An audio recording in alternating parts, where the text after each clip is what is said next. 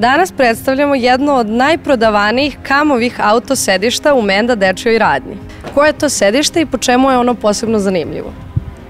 To je model Travel Evolution italijanskog proizvođača KAM, koje je namenjeno za decu od 9 do 36 kg, znači pokriva 3 starosne grupe.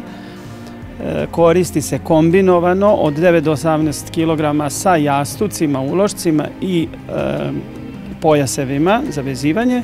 Kasnije od 15 kg dete može da se vezuje pojasem automobila uz korišćenje posebnog graničnog pojasa koji se podešava na visinu ramena i drži pojas automobila u pravilnom položaju. Također od 22 kg za treću grupu može da se skine skroz naslon autosedišta i ostaje samo takozvani booster.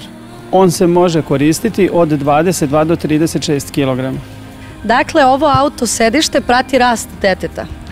Tako je.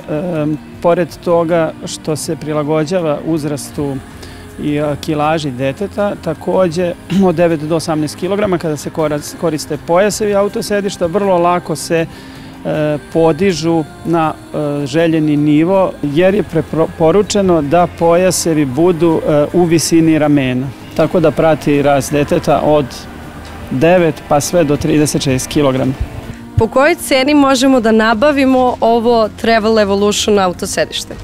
Ovo sedište u maloprodajnim objektima Menda dečijim radnjama možete naći po ceni od 12.860, a za online kupovinu ima dodatnih 5% popusta. I da vas podsjetim, sve ove artikle možete da kupite i preko online prodavnice menda.rs.